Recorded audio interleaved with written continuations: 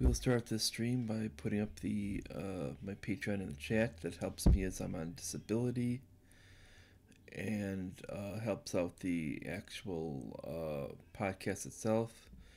If you go to the actual page itself, on the $50 level, once we get up to a number of people, there's going to be a giveaway for a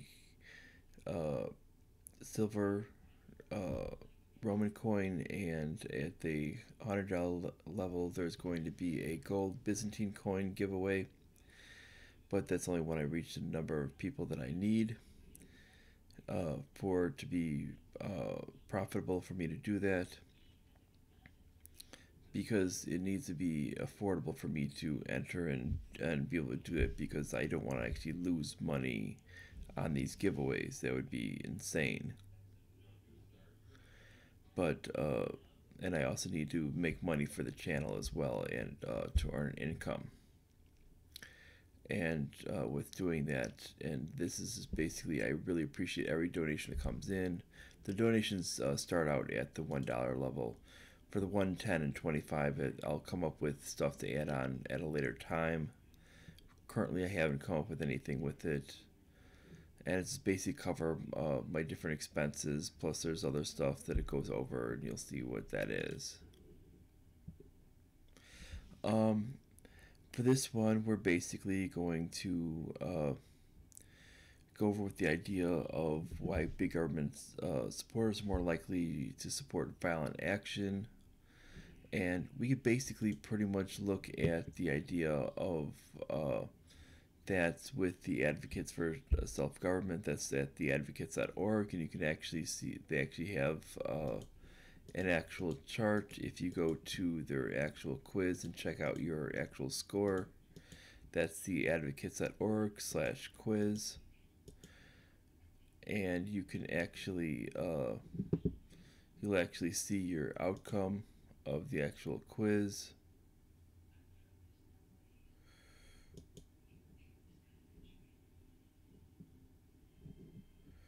And you can actually see where it comes from, and you'll see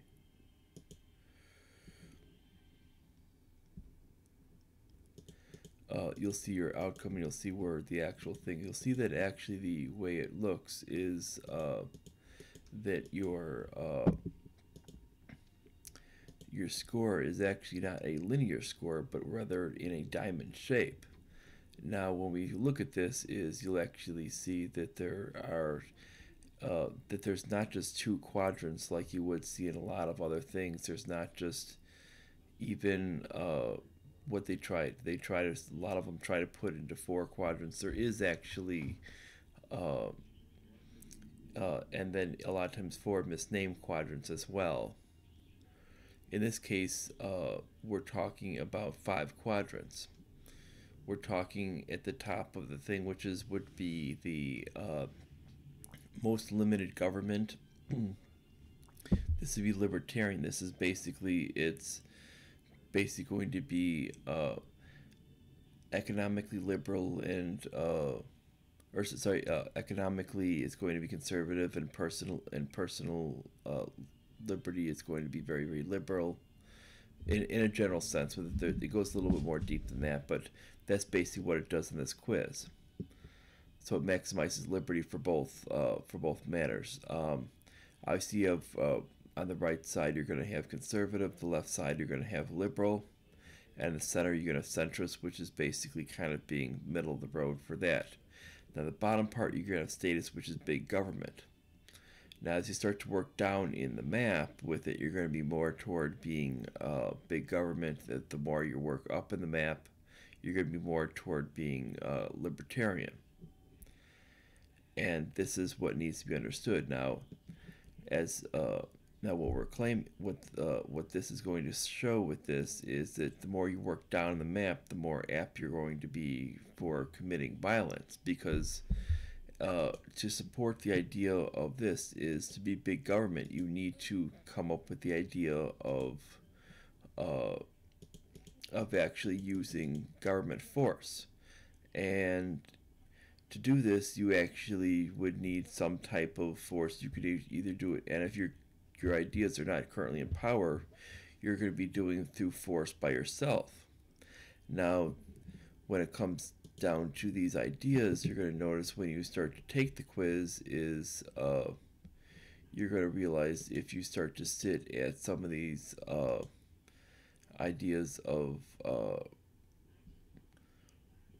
like what are happening now with a lot of these people on the left, which are starting to delve into socialism, you start to see that that they're starting, as you see, if the first question is government should not censor speech, press, media, or internet, you're seeing that some of them are believing that this is not true, because we've seen articles on the left that disagree with this point, that they believe that there's certain speech that they feel is dangerous. We see that when they say military service should be voluntary, there should be no draft. I mean, just by them installing feel that there should be civil service registration with females, this is starting to come into being where that might not necessarily be true. So we can mark that as a maybe. And this is just to kind of show where the left is coming from. And when it shows there should be no laws regarding sex for consenting adults, well, they would normally agree with, in most cases they would agree, but we're seeing some disagreement when it comes out for sex workers. Because we're seeing certain left people on the left feel that sex workers should basically not be under this. So that would, and when you start to look at that on that even includes into prostitution and pornography, which that would include that, which means that they would disagree on that point. Repeal laws prohibiting adult possession, use of drugs. Well, they're not exactly moving much on that, and they've only gone into it on matters that have been more of popular on culture, because they've only moved in certain areas for marijuana and not overall, which means that they don't believe on the constitutional level, which means they would be more on the apt to be on the disagree side, because it's not even universal. There should be no national ID card. Well, the fact is many of them are trying to push for ID cards in their actual businesses. A lot of these far left-wing places of work, such as Twitter, even push for it. Twitter and Facebook, I mean, these are places, and Google are even pushing for these ideas, even though they don't want any, even though they don't want the IDs for voting. They're just fine for having the IDs for everything else, which would mean a disagreement on that. And it would be basically, it would be for everything except, and they want a biometric one. That's what they're pushing for.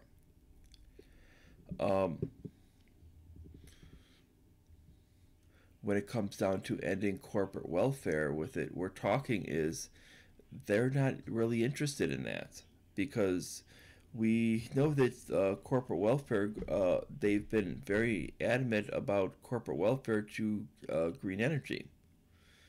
And they've been doing this for quite some time. And they've been giving a lot of money to they're fine giving money to the oil transfer by train, and giving a lot of corporate welfare to Warren Buffett, but they tend to be against corporate welfare against people based on political ideology. So they would tend to disagree at that point. And government barriers to international free trade. You listen to the talks of Bernie Sanders, and he's a big in protectionism. Let people control their own retirement, privatize Social Security. This is one they've been big against. Replace government welfare with private charity. They're big against that. Cut taxes and government spending by 50% or more. If you've seen the Green New Deal and a lot of these people that are running for president for the Democratic side, you see that they not only want to actually not cut spending, but they want to expand spending. Most of what their plans are to exactly expand spending and make the problems that Trump has actually added and make it 10 times worse, and even worse than what Obama was spending at his worst. So they would disagree with that. And then when you start looking at that and calculating it, you could see it's basically just a hair off of the big government statist. And what we talk about this is that the most apt to be violent are these big government statist people, and these are the most apt to be violent with others, because they know that the only way to get their point across is by force, because they know that there's no other ability with it. Because if you look at their definition, statists want the government to have a great deal of power over the economy and individual behavior. They frequently doubt whether economic liberty and individual freedom are practical options in today's world. Statists tend to distrust the free market and support high taxes and centralized planning of the economy, oppose diverse lifestyles, and question the importance of civil liberties. This is exactly what they're coming from. And the fact is this is where it should be, actually, where the current left-wing party is coming from. Now, we're not saying that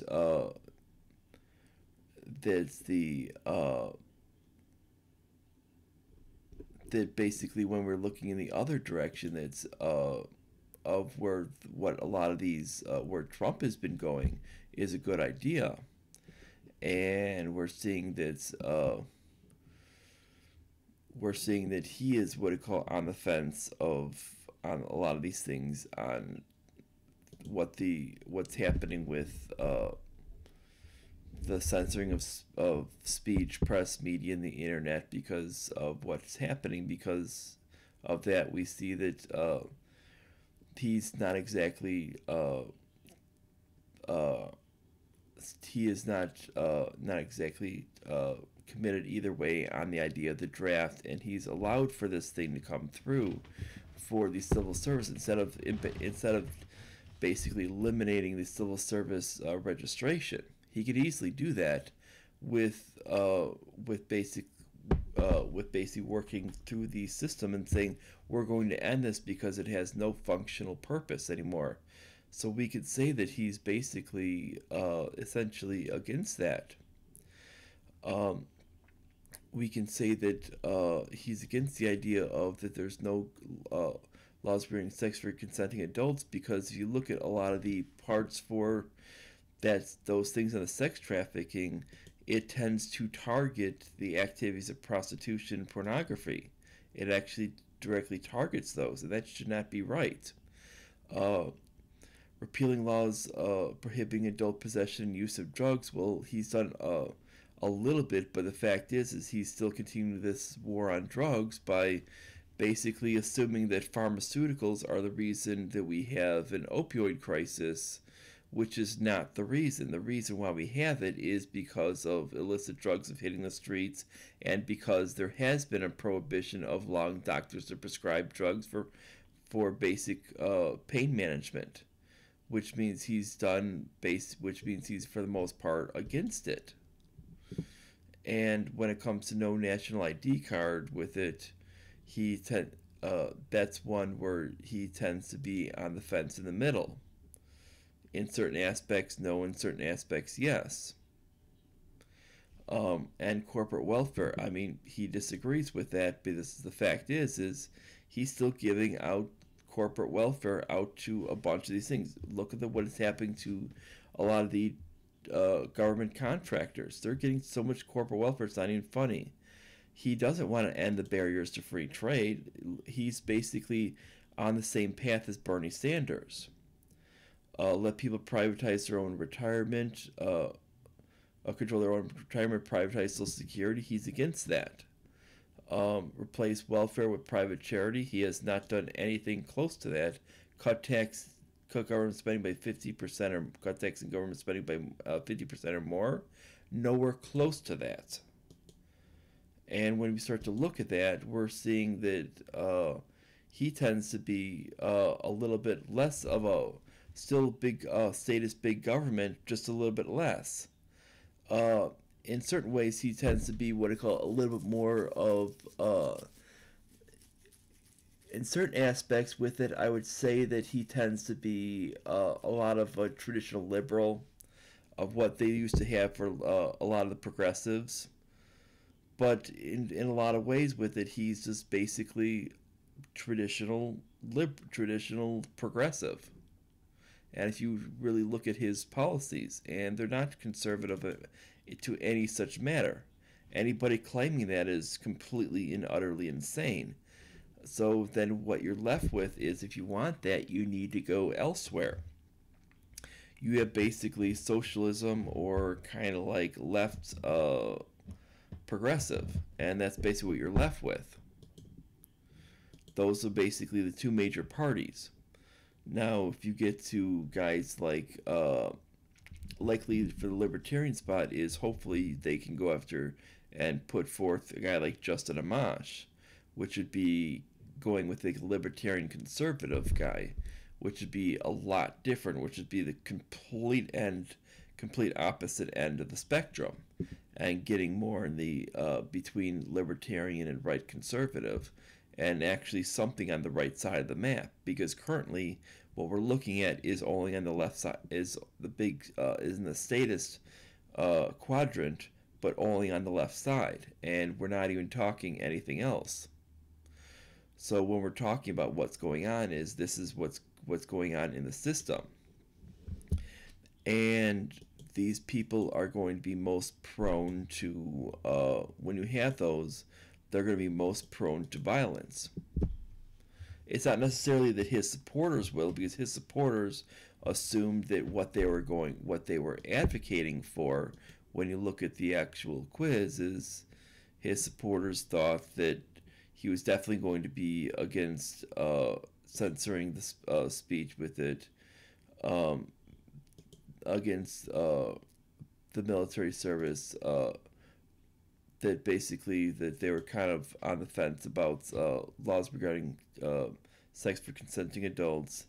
A lot of them thought that what he called that he was going to be at least on the fence with it when it comes to the war on drugs, and then again against the national ID card, and that he was actually going to fight against corporate welfare. They thought he was going to do that.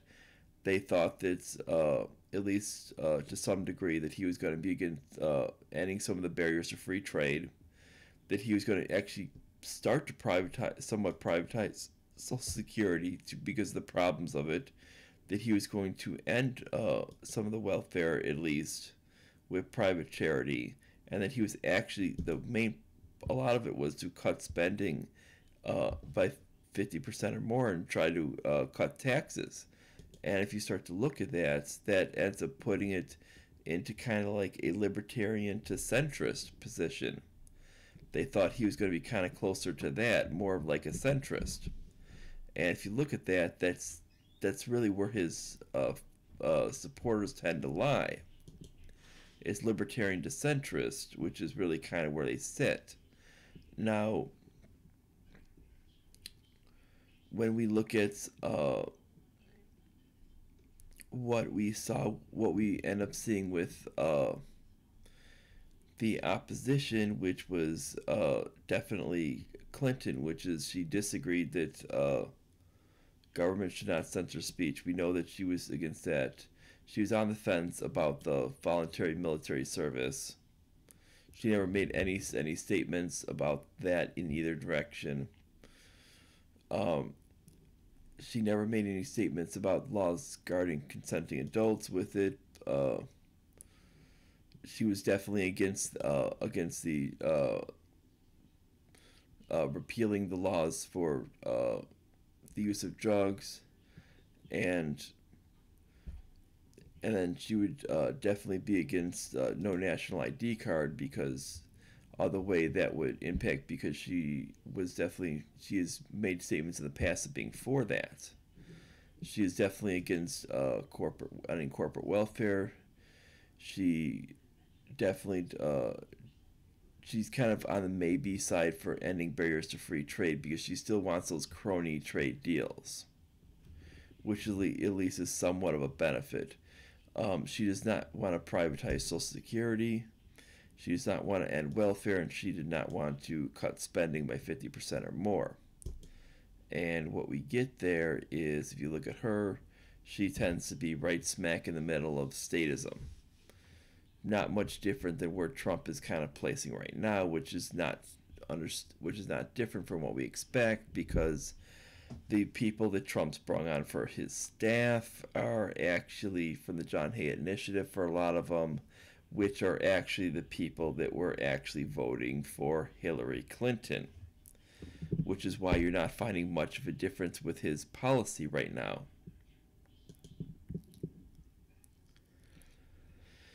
When we see the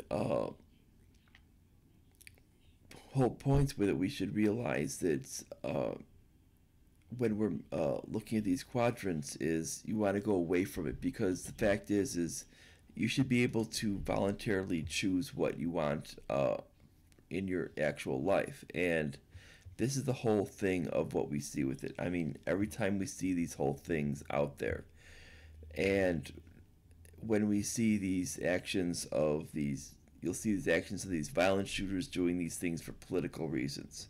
There's a reason why you're not seeing these people who believe in basically voluntary associations and voluntary action, why they're not the ones shooting up the place. There's a reason why every single instance why they're not the ones doing it. You looked at the case of the guy who attacked Rand Paul. You look at the case with the shooter of the Republican baseball players. You look at the shooter out in New Zealand that actually stated his ideal situation is China when they had Mao Zedong. That's what he basically considers an ideal government situation. There's a reason why, and he loved the way the Soviet Union was run as well. There's a reason why they're always in this system, is because the idea is because they big government and force go hand in hand, because you need to force people to do this. Voluntary interaction does not breed force, and it's very, very simple, and it's not hard to understand this, and this is where people need to kind of start grasping the ideas.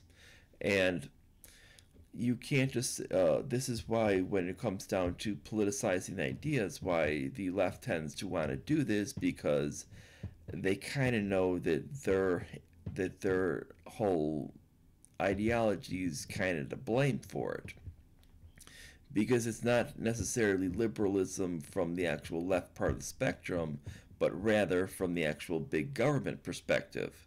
The bigger the more force you use, the more apt the supporters of it are going to be violent, and it's just naturally what happens. They're definitely necessarily violent because of it. Doesn't matter if we're talking neoconservatives or if we're talking about these socialists and communists. They're always going to be violent. It's just the nature of what big government is. If you look at what we have on neoconservatives on intervention, they can't deal with the idea of spreading ideas, because spreading ideas wouldn't necessarily lead to their outcome of that they want. It wouldn't lead to them being able to control what these other nations are doing. It would allow those nations to freely control themselves, but actually have dialogue with those nations by using the spread of ideas. And that's against their actual interests. They want force. They want to essentially control and force other nations, thus the actual expansion of the empire. So when we're talking about this, they don't want that, thus they want force. This is why we see the expansion of this military budget, which is well over 50% of the discretionary budget. And people, what they do is when they try to say, oh, but it's only a certain percentage of the GDP. Well, when we start to go to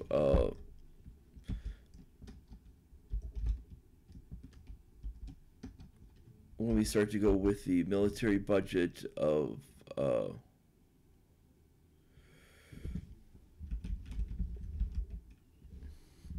when we start to go military budget by country, you'll see it's a lot different. And you'll see that when we start to put it out to, I mean, this is from 2018, you'll see the world average by GDP, and this is for the top 15. You'll see that the United States is near the top for GDP for the percentage of what we're spending. Approximately about and this was where we were spending about $610 billion. Well, that doesn't include what we're actually giving away for other people's money to spend, but what we're also on their military. But if we just take that broad amount, it's about 3.1 of our GDP. If we take that amount, we could actually take it with the, I mean, if you take the overall defense budgets, and this is based on the 2017 amount expenditures, which is about 610 billion, and we drop that down to 2.2.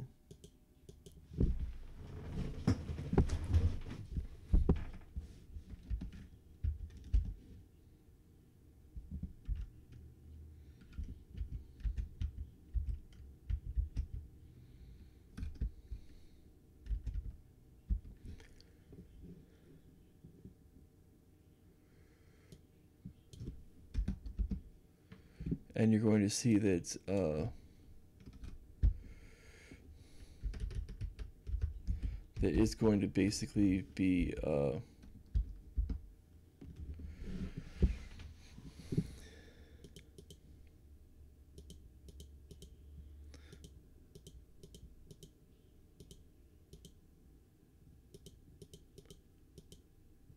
it would have dropped down to about $433 billion if we would have stayed within our GDP. That would have been just within the amount. Now, if you compare that with what we were spending, that would have still made us well more than number one. It would have basically made us almost double of what China spent. Now, if you look for the next year, it shows that we're spending $643.3 billion. Second would be $168.2 billion in China. Now, this reduction in China should actually give us an actual reason why we should be reducing our actual amount of by GDP, and this should be an actual amount, and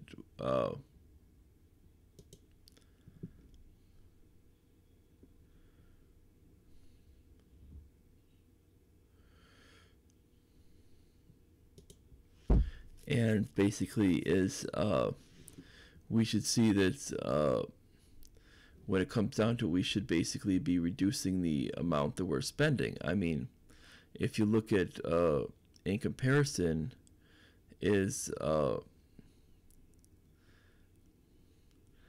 I mean, the only time where we actually made an actual reduction, when we see on this budget per year, we see about is we made a couple years of cuts.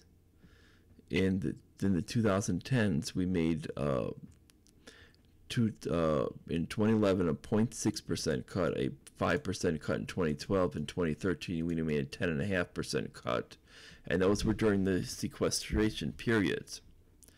And that's the only reason why we did that, was because of the mandated budget cuts. Ever since they were lifted, we had, this is just within 2014 and 2015, and it doesn't allow for the the changing actual parts as well, with the changing additions to it, which is in 2014 we went up 0.6%, 2015 up 3.8%, and we keep it keeps moving up and up and up. And they try to what they end up trying to do is usually they try to tie it to GDP, but the fact is that's not legitimate. During the 2000s is we saw basically 2000 was at about 4%. One went to 10.1% bump. 2, 8.2% bump, a 26% bump in 03, 7.6% bump in 04, 3.1% bump in 05, 06 a 10% bump, 12.5% bump in 07, 11.3% bump in 08, and 09 and went for a 0.2% bump. Well, the fact is people are going to say, oh, but Obama degraded the military. It's not he degraded it. It's that the fact is it was basically number one, overextended, number one, and number two is it was being well over boosted during the period of George W. Bush, in which he was building up during that period of basically a minimum of what we're talking at levels of at least, I mean, there was 1 year at 3.1%, but every other year, and 1 year 8.2%, and 1 year at 7.6%, but every other year was a minimum of 10% boost in its budget. That is completely unreasonable. All the years around it were 2000 was a 4%, 99 was a 7.8%, 98 a 0.2%, 97 a 1.6%, and a negative 0.1% in 96, which I believe would be the last actual budget that was actually made to be legitimate. And when we're starting to look at this, you'll see that this was the last actual one that was actually done. There was actually, and if we start to look at the whole thing, we'll see that this is where we get some of our problems with it, and this is why they tend to view this whole thing on the defense side as using it as an idea of force, and they want to force this idea of using their military to basically as a stick over people's heads to say, do it or else we're going to blow your country into a crater, regardless if we have the actual authorization. Now, the last actual legitimate authorization, which a president actually asked for, authorization in a proper manner, was basically with World War II. For an actual authorization, for an actual legitimate authorization for war. We had the War on Terror, which is we had basically the authorization for the War on Terror in Afghanistan, but that's been extended to basically mean anywhere, and now they're trying to extend that to mean people who essentially were fighting for the actual people we were initially fighting against. And this shows you the exact thing that they're using as force. Now, these are people they're using violence. They're not necessarily using violence in the actual country of origin that they're from, but they're using actually violence in a method abroad. And what they'll use in their country of origin, is actually use propaganda to support this, which is a way to abuse their own citizens. And they'll lie to their citizens, and they'll bring in people to lie to their own citizens. And they do this to essentially rob them. Now, what are they? Now, this is still a way of force, because you're stealing money from those people. You're essentially taking this money by force, and if they refuse to pay for it, they go to jail. This is the whole idea. It's not voluntary cooperation. This would be the idea of, let's say, if we were to do a consumption tax or a pay per service tax. Like, let's say we had people that are willing to voluntarily pay for different services. And if they were to say, okay, I'm willing to put my money for this military with it. And then if people were to say, you know what the military is not doing the military, I don't like what it's doing. It's basically, all it's doing is going to wars overseas. I'm going to essentially not put my money toward the military. I'm going to essentially put my money here, here, here, and here, and here for my voluntary payments for my taxation, and I'm going to put no money toward the military because of what they're doing, and I'm going to do this out of protest. And if they allowed that, this would allow the government to say, you know, with it, we need to start listening to the people and do this. But they don't want that because essentially what we know out of the discretionary budget is we see that the actual military is taking at least 50% every year. And this would mean that they would be taking a massive hit. We know globally when it comes to military expenditures that, I mean, we're talking a huge chunk of it is the United States. And we can see probably close to 35 to 40% of the global expenditures is easily the United States. And that's not good. And this shows you that they're the ones acting out of force. Now, we should not have either side. We should not have basically the idea of force should not exist. And force is a way of using violence. And it doesn't matter what we're talking about when it comes to do this. It should be voluntary cooperation. And if it means going down to an a la carte system, I think that would be a much better system. And this is why when it comes to big government, this is why big government does this. And they know that they have to do it by force, and they have to threaten jail, and they have to threaten all these things, and they have to use the mob against you. They'll use terms like, "Oh, if you don't support the military in all of its wars, it's unpatriotic." Well, the fact is most of these people say, I don't want these people to be sent to wars for other countries to die just because someone sitting in an office decides they want to basically play a game of chess around the globe and decide it's time to change around the way these countries are shaped.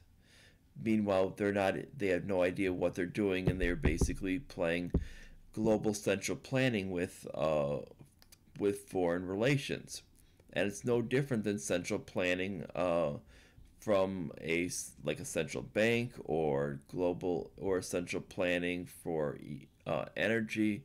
It's just socialism on a massive scale, and it's all you're doing. And this is what we get down to the idea of force. And force is not right. And if we get the idea of people having their own right to determine what they want, and not to be forced by people, and not have people basically trying to kill them because they don't fall in line with someone else's beliefs, these things wouldn't happen. It doesn't matter what we're talking about. If we're talking anything, it doesn't matter what angle of big government solutions. Big government solutions are always bad. And it doesn't matter who we're talking. If we're talking people say, yay, we love these neoconservatives, we need to support them. Or on the other side, yay, we love, it doesn't matter if we say, yay, we love socialism and communism, we need to support these. They're all bad. Both of them need to go. And frankly, I know I'm probably going to get a lot of people that are going to be saying, oh, you're talking crazy, and they'll probably hate me for this and for me going after people like Trump with it, because Trump has gravitated toward bringing on big government supporters like Mike Pompeo, like Gina Haspel, like John Bolton and all these other morons like this. But the fact is these people advocate for violence. They advocate for violence same way as people like Bernie Sanders and Alexandria Ocasio-Cortez advocate for violence. Just like people out there like Juan Guaido advocate for violence. He's another big statist who's a socialist. You also have people like Mao Zedong advocated for violence. Hitler, the socialist, advocated for violence. You have all of these. Pol Pot, who's probably the inspiration for Juan Guaido, advocated for violence and exterminated his people. You have, you keep going down the list, and this is the whole thing. Another big government advocate was Ferdinand Marcos. Ferdinand Marcos was a big government advocate, and he used violence even well past after he was gone. His people that were supporters of his were using violence in his own country, and he would continue this well after he was gone. And he would use violence. And it doesn't matter what we're talking about. It doesn't matter who we're talking about. Violence is wrong. And we're supposed to be we want peace and prosperity for people. This doesn't happen by collectivism. This doesn't happen by government force. You can't steal someone's things. You can't say, hey, that guy's rich, let's steal his stuff. That's violence. You can't, when you do that, that's exactly where Venezuela got into its problems it has today. They said, hey, that guy's rich, let's steal his stuff. That's how they started out. That's how they got into the mess they're in now. And that's why the U.S. government's saying, okay, we don't like this socialist, so we'll put in a violent socialist. And they're using their neoconservatives which are violent, to order around the other socialist system, which is also violent. And you have basically, and then you have on the Democratic side their leader, their basic leader in the polls of people who have currently announced for 2020 is another person who advocates for violence because he advocates for force, which is Bernie Sanders. So when we're talking about this is how the things go. Big government is force, and force is violence. And we should not be advocating for that in any such way.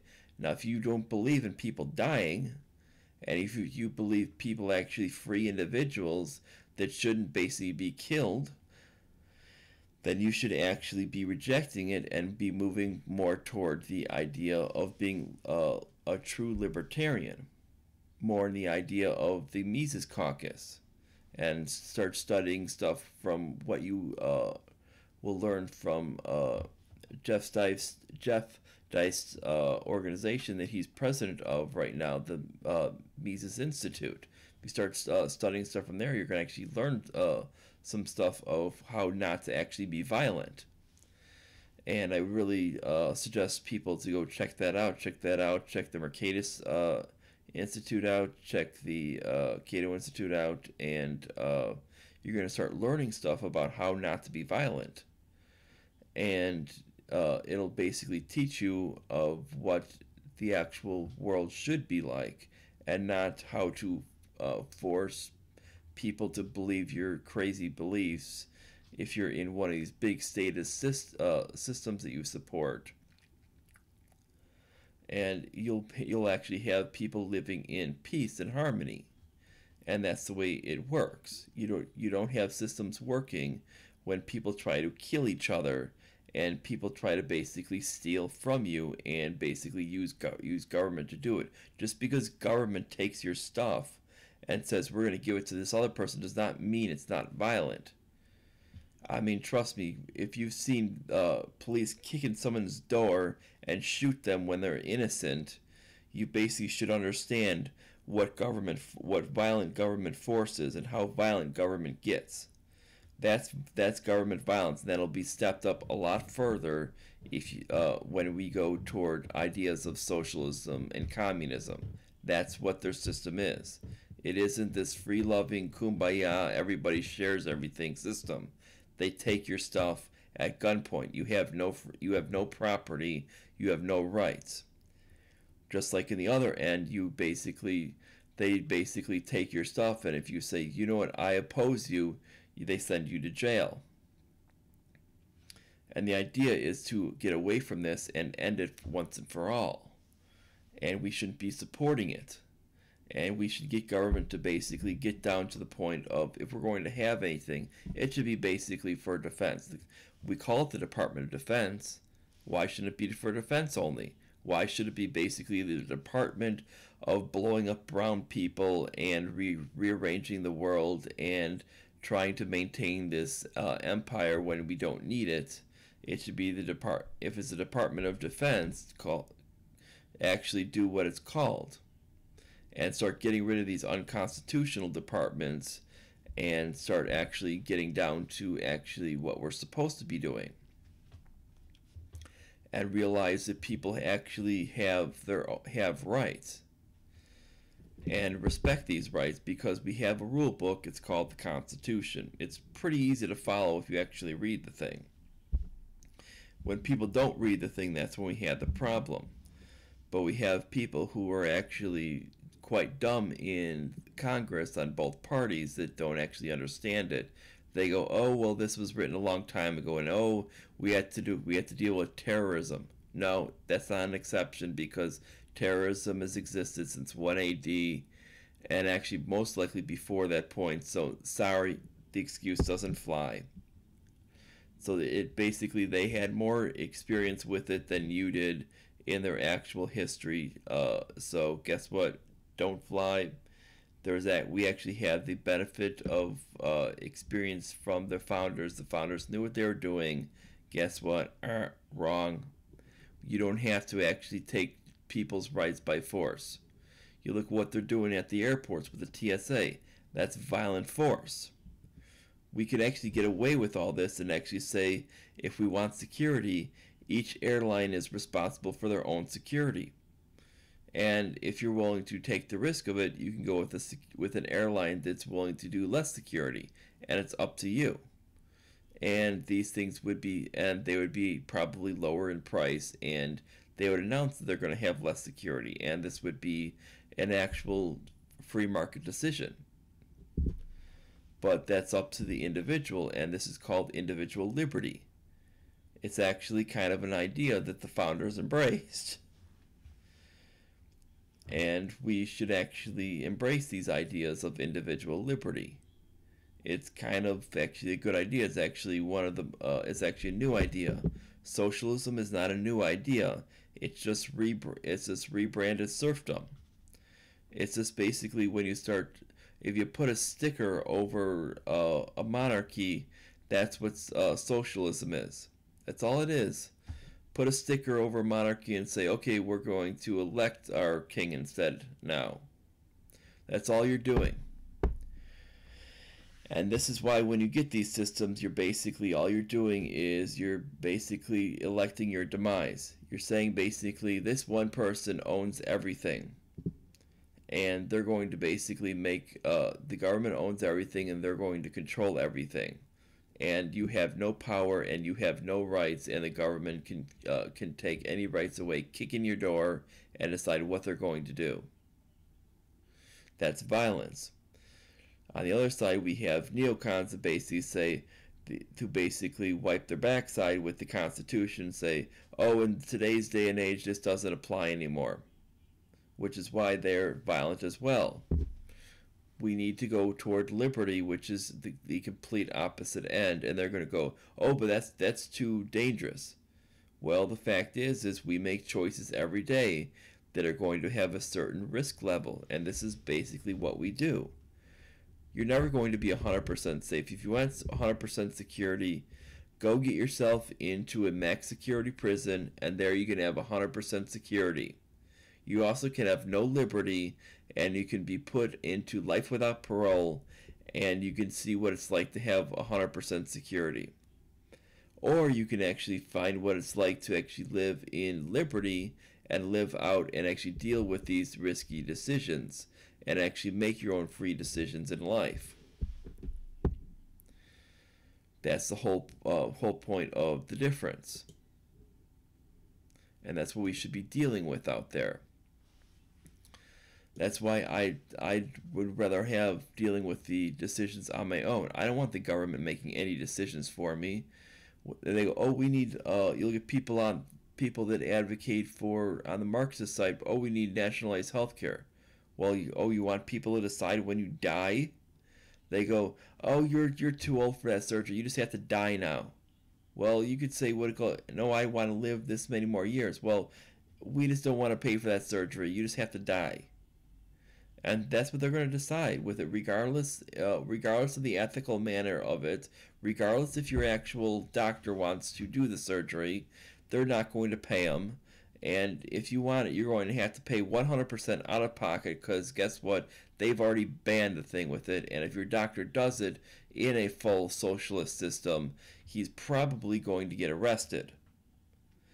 And if you try to do it with paying with cash, because the fact is it's not going to be sanctioned, because you're dealing with actual voluntary exchange, and you've essentially violated the whole system, and you've created a break in the whole market, and you've essentially killed the whole system of what what they've created, and you've caused a huge rift in the system, and they're probably going to arrest you, because you've now created a system of people dealing with their doctors by paying directly, and they're not going to like that.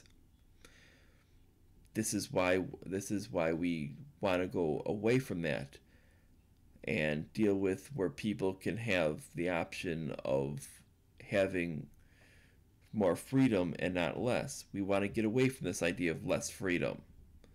And this less freedom, the ones who advocate for less freedom are the ones who support more violence, because the fact is that's where they're going to do that. And the ones who say, oh, the terrorists are out to take your freedom, they're not the ones out to take your freedom. Hate to tell you this one. Those aren't the ones out to take your freedom. The ones out to take your freedom are the ones that are making excuses to say the terrorists are out to take your freedom. The terrorists are basically out to get revenge for their loved ones that were actually killed by bombs that were meant to kill terrorists. Those are the ones who are actually who are actually advocating for the bombing in the first place. Those are the ones that are actually trying to take your freedom. The ones that are saying, "Hey, kill those innocent civilians," and then when you have the military members come back and are horrified at what ended up happening by them killing innocent civilians and little children, they have PTSD. Guess who's to blame? And they go, "Oh, we don't know why all these military members are committing suicide." Well, guess why they're committing suicide? Because you have some sadistic people like Mike Pompeo, like Gina Haspel, like John Bolton, that are saying, "Hey, kill those little innocent kids, bomb that funeral procession, bomb that marriage that has nothing to do with terrorism," and then they come home and they're horrified, and then they had the audacity to go, "Oh, the terrorists are out to take your freedoms." Nothing of the sort. Hate to tell you this one. They're not out to do that. They're out to that's called blowback, because they're basically mad because you killed their relatives. You bombed the funeral procession. Do you realize how horrible that is? If someone were actually come here in our country, of an actual person actually died in actual war, and another country actually came in here and actually bombed the funeral procession for that person, do you realize how mad their relatives would be? Killing their other relatives and actually killing those people, and actually bombing a funeral procession, or actually doing something else like bombing an actual marriage ceremony. You realize how mad people would be, their relatives, or the ones who actually survived the actual bombing, would be? You can guarantee you that they're going to want to go out there and they're going to want to kill the people in the government that actually did this. That's why we actually have these problems. It's called blowback. It's not people wanting to take your freedoms overseas. It's people wanting to take your freedoms domestically. And it's on both sides. It's anybody with this big government. Big government wants to take your freedom. So if you hear someone say, "Oh, they want to take your freedom overseas with it," you pretty much know who wants to take your freedom. The exact person who just said that. The exact person who just made that argument, that's the person who wants to take your freedom. It's never the person who actually whoever they blame.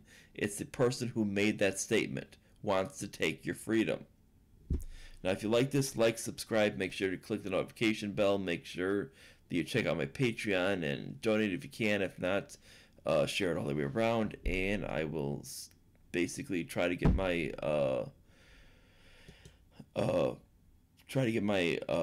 what do you call it? My podcast that I made earlier. It's on the case against revolving budgets, and it's my third one on budget issues, and I'll try to get that up a little bit later. It'll probably come up probably within the next like hour or two or so, and that's about it. And bye, everyone.